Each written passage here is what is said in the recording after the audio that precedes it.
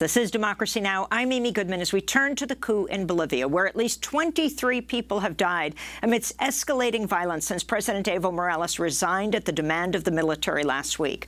Growing unrest quickly turned to violent chaos on Friday outside Cochabamba when military forces opened fire on indigenous pro-Morales protesters, killing at least 9 people, injuring more than 100. The violence began soon after thousands of protesters, many indigenous coca leaf growers, gathered for a peaceful march in the town of Sacaba and then attempted to cross a military checkpoint into Cochabamba. This is a demonstrator in Sacaba. They are saying the people from the mosque are attacking, but this is not true.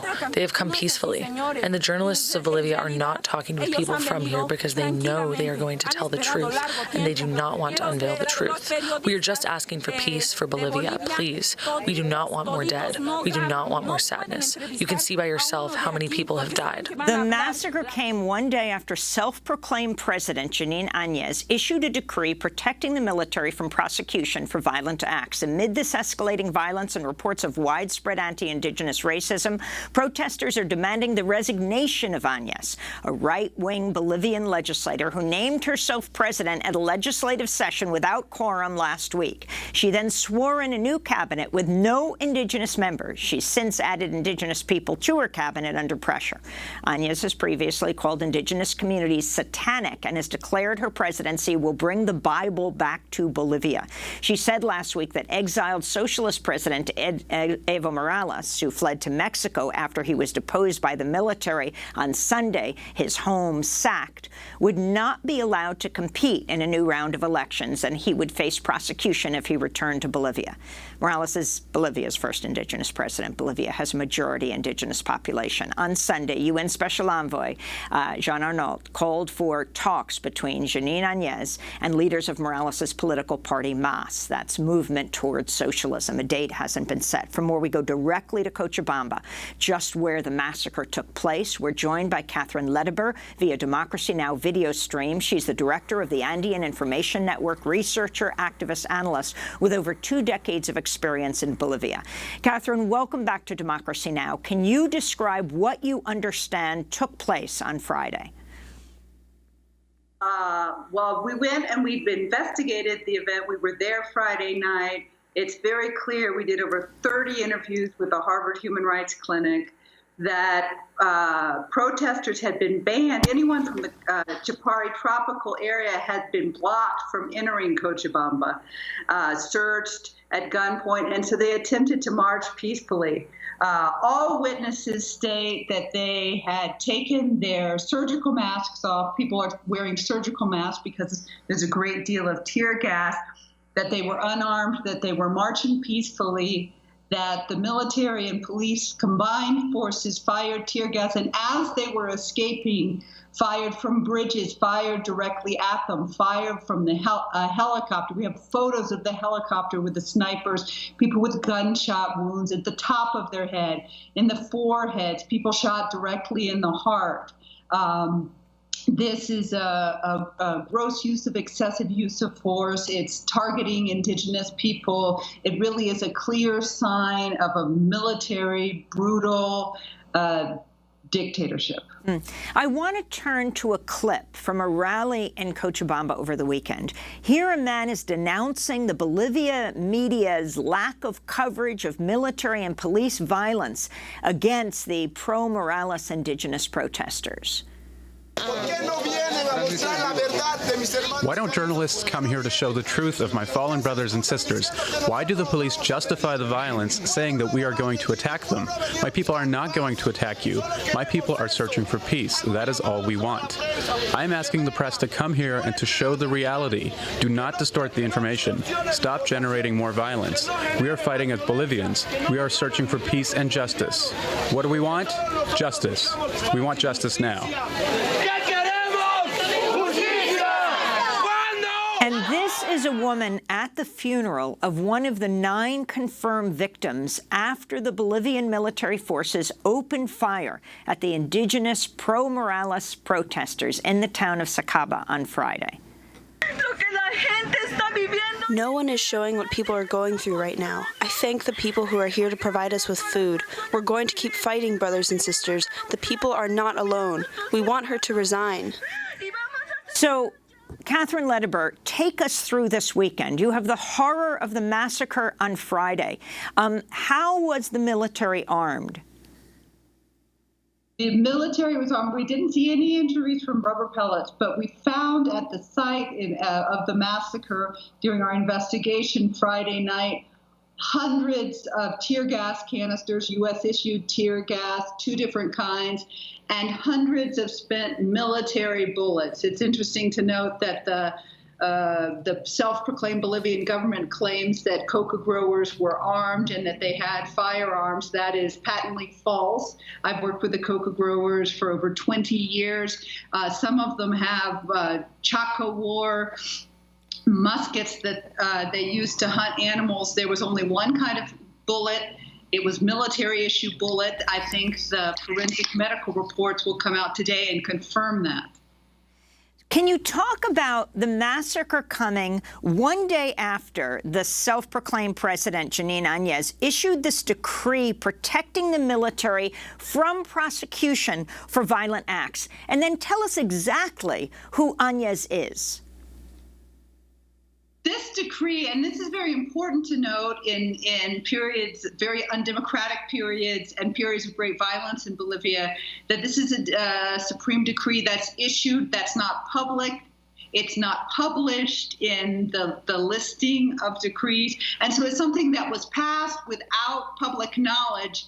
And then the movement for excessive use of force, and now they're targeting Mas senators for sedition, is something that's very shocking. It's important to note that the Inter-American Human Rights Commission has called this license to kill, guaranteed impunity decree a profound violation of human rights. It's the kind of systematic step to smother democracy, to smother alternative voices. You have to understand that coca grower radio stations, that their Facebook pages, that other community radios have been burned, shut down, their frequency blocked. And so what we're seeing is a silencing that's systematic of Indigenous people and their rights in this process. And that all of the affected people in the massacre highlighted that focus against them as Indigenous people.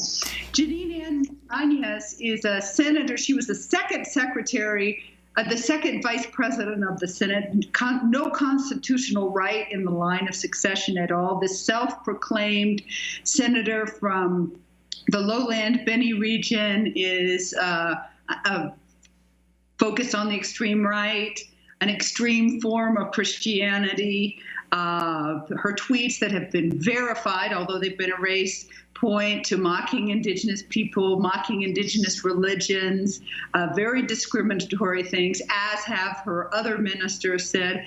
And this cabinet and this focus is not behaving as a transitional government should. We had a transitional government in 2005. They're supposed to call elections, not change policy. I think it's very dramatic that Áñez's first act as self-proclaimed president was to name a new military high command. And now the military, the day after Morales resigned, the military has been out on the streets, and we have seen Indigenous people killed and hundreds of Indigenous people shot with live ammunition. So can you talk more about the people who filled the vacuum since Morales was forced out now in Mexico?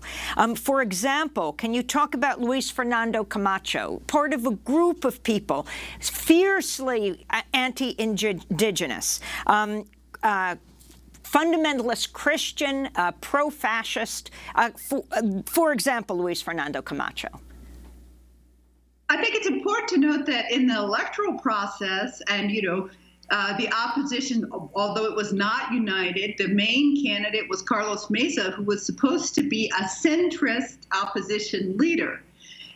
Camacho was never a candidate, but Camacho increasingly in the past few weeks has begun to drive the discourse of the opposition. And you see these centrist leaders folding into this far-right extreme approach. It's important to know that Camacho, a Santa Cruz leader, got his start as leader of the Santa Cruz Youth League. This is an organization that uses the Nazi salute in their meetings. This is something that's terrifying.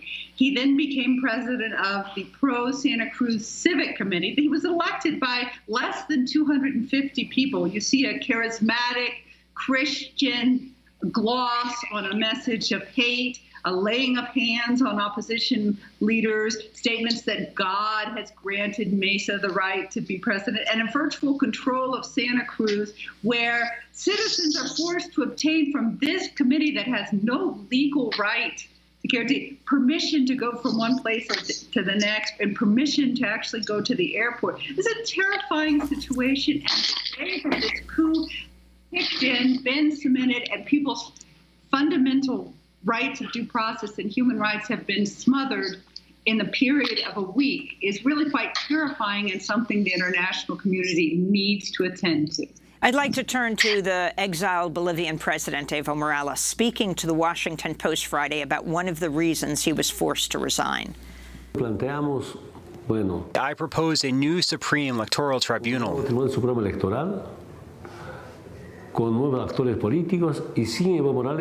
New political actors and new elections without Evo Morales. They did not accept it.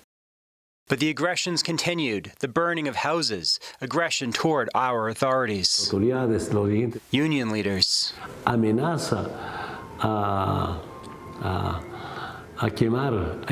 Threats to lynch our wives, relatives, children. It was unbearable. So to prevent such aggressions from the right, the violent ones, I stepped down. So that's President Morales speaking from Mexico. And he also said in an interview with Al Jazeera that if he was allowed to go back, he would not seek to run in the next elections, but he wants to finish the last 2 months of his term. Kathryn, we just have 30 seconds. Your response and what you see happening going forward. There you are in Cochabamba, the site, the area of the massacre that just took place. It's not clear. At this rate, I would say if there is not urgent dialogue and more democratic behavior on the part of the right, we're going to see escalating violence, detentions of opposition leaders, and the opposition acting on the violent threats they have made against Hamas supporters, human rights defenders, and journalists.